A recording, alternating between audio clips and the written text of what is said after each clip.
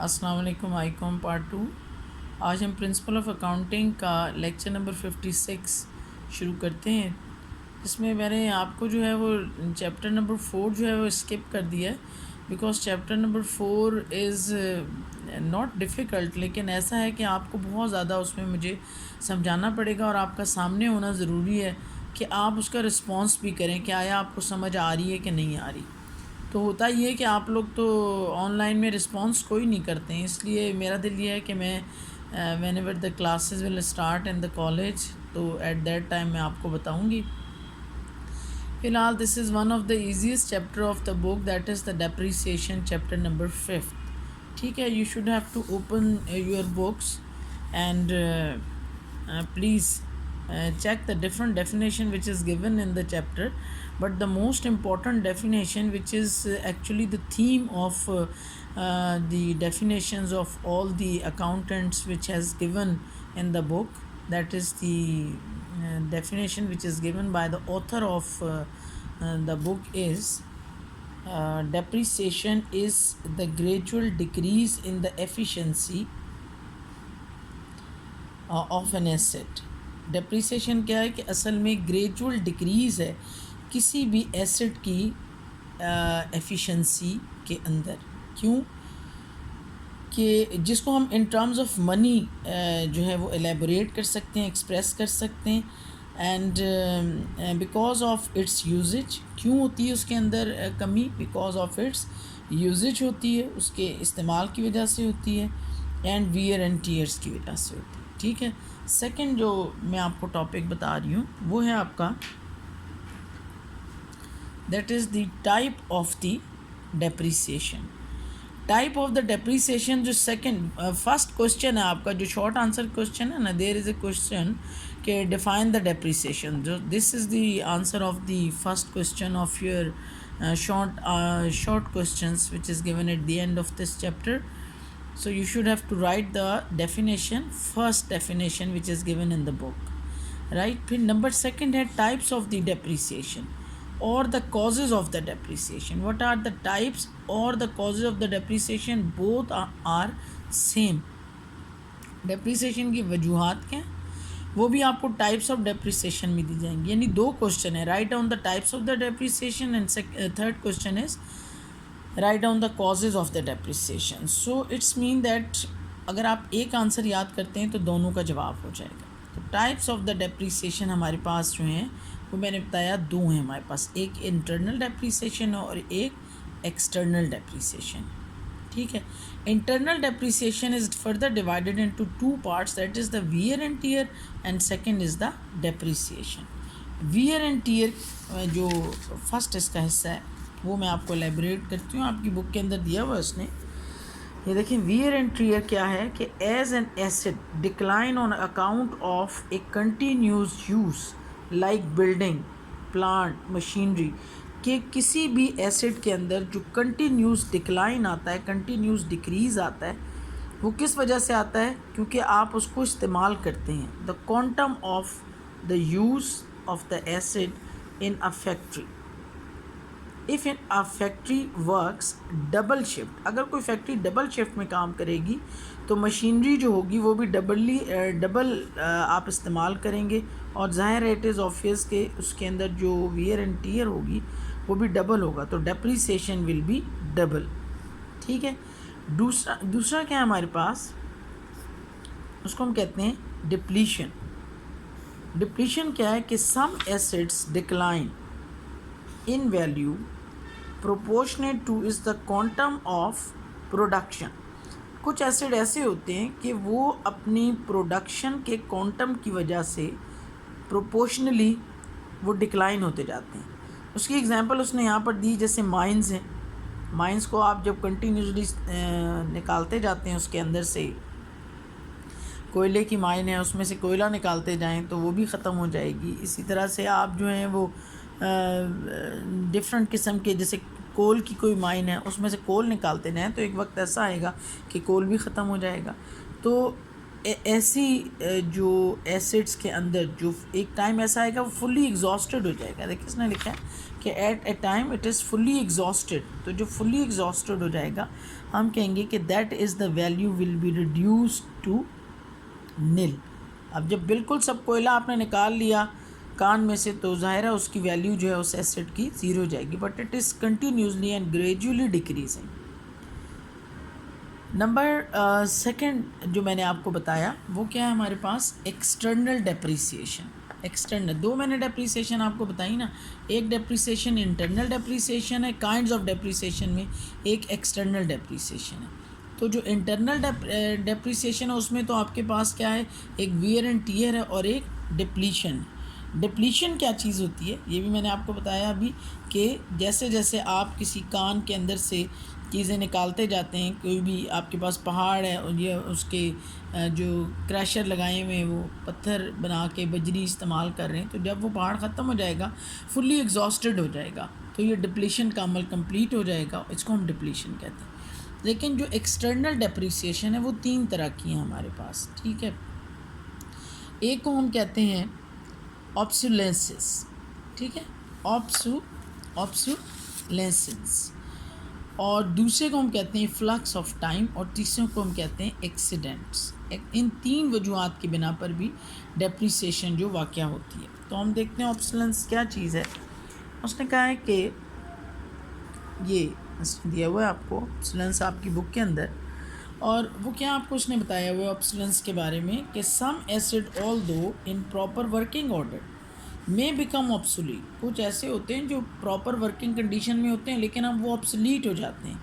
For example the old machinery become obsolete with the invention of the more economical and sophisticated machine whose productive capacity is generally larger and cost of production is less। उसकी जो production है वो ज़्यादा होती है और उसकी cost of production जो है वो कम होती है। तो जिसकी वजह से हम कहते हैं कि ये जो पुरानी वाली मशीन होती है, जैसे मैं एग्जांपल अक्सर देती हूँ जो बच्चों को पढ़ाती हूँ, कि हमारे पास जो हमारी शादियों पर जो हमारे पेरेंट्स ने हमें टेप रिकॉर्डर्स दिए थे जिसके अंदर हम कैसेट्स डाल के जो है वो गाने सुनते थे या जो भी कुछ सुना करते थे, वो अब ऑब्सोलेंसेस हैं उसके अंदर, वो ऑब्सोलीट हो चुकी है। क्यों हो चुकी है? इसलिए कि अब उससे ज़्यादा, यानी एक जो कैसेट होती थी उसमें हो सकता है 20 गाने होते हों, लेकिन अब जो आपने कंप्यूटर के अंदर आप इस्तेमाल करते हैं तो अब तो कोई भी वो इस्तेमाल नहीं करता। तो वो नहीं होने के बावजूद भी उसकी कीमत भी मैं कम लगा दूँ तो कोई उसको परचेज़ नहीं करता, ठीक है ना, क्योंकि वो ऑब्सोलीट हो चुकी है। इसके अलावा हम इसको कहते हैं कि in order to survive in the competitive market the manufacturer must install the new machine replacing the old one. अब नई मशीन जो है वो उसको इंस्टॉल करनी पड़ती है, जो ऑब्सलीट हो जाती हैं उनकी जगह नई मशीन को आपने इंस्टॉल करना है। Again it may happen that the articles produced by the old machine are no longer saleable in the market on account of change of the habit and taste of the people. In such a case, the old machine, although in good working condition, must be discarded and the new one is purchased. उसके बाद third हमारे पास जो है वो है efflux of time. B जो है ये एक्सटर्नल डेप्रिसिएशन का efflux of time. Efflux of time में उसने कहा है कि some assets diminish in value on account of sheer passage of time even though they are not used, like leasehold property, patent rights, copyrights। यानी ये तमाम जो हैं एसेट्स हैं, अगर आपने इनको इस्तेमाल नहीं भी किया हुआ तो भी ये वक्त के साथ साथ जो है ये ख़त्म होते जाते हैं। मसलन अगर मैंने 10 साल के लिए अपने घर को लीज़ कराया है तो whether I am living in that house और नॉट, मुझे उसकी मेरी जो लीज़ है वो हर साल ख़त्म होती जा रही है और 10 साल के बाद वो ज़ीरो हो जाएगी। इसी तरह कॉपीराइट्स जो हैं वो आपके अगर 10 साल के लिए या 5 साल के लिए आपने उनको यूज़ किया है कि नहीं किया, वो आपकी 5 साल के बाद जो है वो ख़त्म हो जाएंगी। Suppose we take a lease of a house for 10 years for ₹10,000, its annual depreciation will be, आप 10,000 को 10 ईयर का 10 पे डिवाइड कर देंगे, irrespective of whether the house has been used or not। ये जो मैंने बात आपको बताई कि whether you are using the house or not, आपकी जो लीज़ है उसकी वो ख़त्म हो जाएगी after 10 years, because with the end of the lease after 10 years the house will go out of our possession. तो 10 साल के बाद वो घर हमारा जो है हमारी कब्ज़े से बाहर चला जाएगा। और थर्ड पॉइंट मैंने आपको बताया इसका क्या है, एक्सीडेंट, यानी एक्सीडेंट की वजह से भी डेप्रिसिएशन होती है। Asset may be destroyed by abnormal reasons such as the fire, earthquake, flood, etc. In such a cases, the destroyed asset must be written off as loss and new one purchased। अगर खुदा न खास्ता किसी की इस किस्म के हालात वाक़या हो जाएं कि आग लग जाए या ज़लज़ला आ जाए या सैलाब आ जाए, तो उसमें ज़ाहिर है आपके एसेट्स को जो है वो नुकसान पहुंचता है, और वो एसेट्स जो होते हैं उनके नुकसान को आप ज़ाहिर है वो उसकी वो वैल्यू नहीं रहती। खुदा न खास्ता एक्सीडेंट हो जाता है किसी कार का, तो उसी जो है आप फ़र्ज़ करें 2015 की एक कार आपने ली है और वो 25 लाख की है, तो दूसरी कार जो उसका एक्सीडेंट हो गया है और उसको आपने ठीक कराया है, तो एक्सीडेंटल कार जो है उसकी प्राइस अब 25 लाख नहीं होगी, that will be less than 25 lakhs because of the accident, and this is known as the external depreciation. So there are two types of depreciation. One is the internal depreciation and other is the external depreciation. If the question is write down the types of the depreciation. One is the wear and tear, second is the depletion, and the external depreciation is obsolescence, flux of time and accident. सिर्फ आपको ये जवाब लिखना होगा 3 number के question, ठीक है। लेकिन अगर वो आपसे जो है वो सिर्फ ये पूछता है कि व्हाट इज़ ऑब्सोलेंस, तो आपने फिर पूरी वजाहत उसकी बतानी, ये भी क्वेश्चन आपके पास आ सकता है। ये मैंने आपको सब बता दिए, ठीक है। उसके बाद हमारे पास अगला पॉइंट है method of charging of depreciation, ठीक है। Method of charging the depreciation, कि डेप्रिसिएशन हम कैसे चार्ज करते हैं, इसके हमारे पास डिफरेंट मेथड्स हैं। आज मैं आपको जो है इसका फर्स्ट मेथड पढ़ाऊंगी, that is fixed instalment method, ठीक है। फिक्स इंस्टॉलमेंट मेथड का मतलब ये है कि जो पहले साल आपने जो पहली इंस्टॉलमेंट पे डेप्रिसिएशन दी होगी, वही डेप्रिसिएशन आपकी अगले सारे सालों में चलेगी, ठीक है। उसका फार्मूला क्या है, यानी आप लिखेंगे fix instalment method is equal to cost, यानी जो actual cost of the asset है, minus scrap value that will be given in the question, and over the estimated life, 10 साल है, 20 साल है, कितने साल है इसकी एस्टिमेटेड लाइफ, उससे आप डिवाइड करेंगे तो that become the depreciation of the asset and that is known as the fixed installment method। अच्छा, इसके लिए मैं आपको बुक से एक इलस्ट्रेशन कराती हूँ और वो इलस्ट्रेशन नंबर 1 है आपकी, ठीक है। इलस्ट्रेशन नंबर 1 देखें आप, ये आपकी बुक में दी हुई है, क्वेश्चन है आपके पास, नज़र आ रहा है ना आपको, ये आप अपनी बुक खोलें, बुक का पेज नंबर 223 खोलें। On 1 January 2014 a machine was purchase for ₹40,000, ये इसकी कॉस्ट हो गई। Rate of depreciation is 10% per annum. Prepare the machinery account for 3 years when depreciation is charged under fixed installment method. आप depreciation जो है वो fixed installment method के ऊपर कर रहे हैं, तो अब आप क्या करेंगे कि आप देखें, सबसे पहले आपने क्या करना है, सबसे पहले आपने लिखना है मशीनरी अकाउंट, और ये आप अपने जहन में रखें कि ये जो मशीनरी अकाउंट आपको मैं दिखा रही हूँ, ये मशीनरी अकाउंट बिल्कुल ऐसे है कि जैसे लेजर अकाउंट आप बनाते थे। मसलन आप अगर मशीन आपने परचेज़ की है और आपने चेक के ज़रिए पैसे दिए, तो आप क्या एंट्री डालोगे, machinery account to bank account, ठीक है। अब मशीनरी का बनाया आपने लेजर, तो मशीनरी अकाउंट ऊपर लिखा है यहाँ पर, क्योंकि आपने मशीनरी का लेजर बनाना है। मशीन कहाँ पर है, डेबिट में, तो आप डेबिट में आ जाओगे। तो उसका कॉन्ट्रा अकाउंट क्या होगा, बैंक, तो आप लिखोगे बैंक अकाउंट। ये 40,000 की आपने मशीन ली है, या आपने लिख दिया जी 40,000। अब आपने इसके ऊपर डेप्रिसिएशन लगानी है 10%, ठीक है। 10% आप इसके ऊपर जब डेप्रीसिएशन लगाओगे तो 40,000 मल्टीप्लाइड बाय 10 डिवाइडेड बाय 100, तो क्या जवाब आएगा आपका 4,000। ये 4,000 आ गया। 4,000 आपने यहाँ लिखा। ये आप ये जो डेट के खाने पड़े हुए हैं दैट इज़ कॉलम पड़े हुए हैं दैट इज़ वेरी इंपॉर्टेंट। ऊपर आपने डेबिट लिखना है, ये डेट लिखना है आपने, और ये लिखना है आपने यहाँ पर रेफरेंस, ये भी इसकी डेट है, और ये क्रेडिट लिखना है आपने। ठीक है, ये पूरा आप देख रहे हैं आपकी बुक के अंदर से मैं आपको इलस्ट्रेशन समझा रही हूँ। अच्छा, अब आपने क्या करना है, ये जो 40,000 है इसको माइनस करना है इस 4,000 में से। क्या जवाब आएगा 36,000। वो आपने यहाँ लिखना है और यहाँ पर लिखना है बैलेंस कैरेड डाउन। ठीक है, अब ये आपका था 2014। ठीक है, 2014 का जनवरी। अब आप फिर पहुँचेंगे, 3 साल का पूछा है ना उसने आपसे, तो अब आप 2015 में जाएंगे। ये 2014 का दिसंबर है।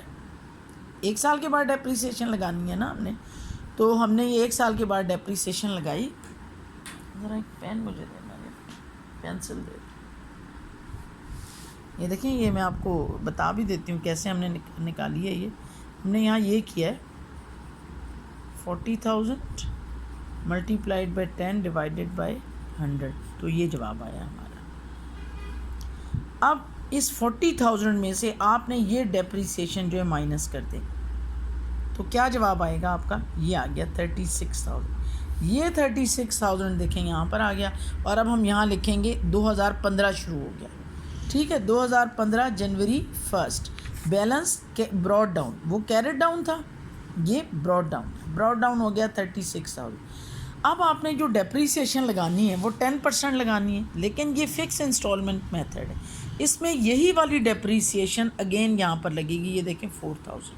आपने ये नहीं करना कि फिर इसका 10% मालूम करना है, नहीं, आपने यही डेप्रीसिएशन यहाँ लिखी 4,000 रुपीज़। ठीक है, नज़र आ रहा होगा आपको, ये 4,000 रुपीज़ आपकी ये डेप्रीसिएशन हो गई। ठीक है, अब ये इस 30 से, इसमें से आपने इसको माइनस किया था तो ये 36 आया था ना।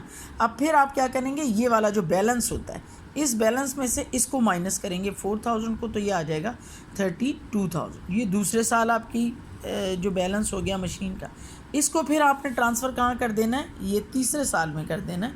ये देखें 2016 जनवरी 1 बैलेंस ब्रॉड डाउन। ठीक, ये कितना है आपका 32,000। इस पर भी आपने 4,000 ही डेप्रीसिएशन लगानी है जो पहले साल में थी, क्योंकि ये फ़िक्स इंस्टॉलमेंट मेथड है।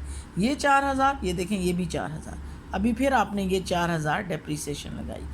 ठीक है, अब इसमें से माइनस कर दिया 32,000 में से, तो ये आपका आ गया बैलेंस। ठीक है, ये तीसरे साल का बैलेंस आ गया। फिर इस बैलेंस को आपने अगले साल 2017 में जो है वो ट्रांसफ़र कर देना है, बैलेंस ब्रॉड डाउन। ये हो जाएगा आपका कितना 28,000। So this is your answer, right. Fix instalment method के अंदर जो डेप्रीसिएशन है वो 4,000 4,000 4,000 इट विल बी फिक्स्ड। इसके अंदर कोई तब्दीली वाक़या नहीं होगी। ठीक है बच्चों, तो मेरा ख़्याल है आपके लिए आज के लिए इतना ही काफ़ी है। अब इसमें आप क्वेश्चन अपना निकाल सकते हैं। क्वेश्चन निकालें आप, अगर इसमें अपना क्वेश्चन नंबर 1 हम देखते हैं। ये देखें, ये क्वेश्चन नंबर 1 है। ए फर्म परचेज, ये वाला क्वेश्चन मैं आपको दे रही हूँ, क्वेश्चन नंबर 1।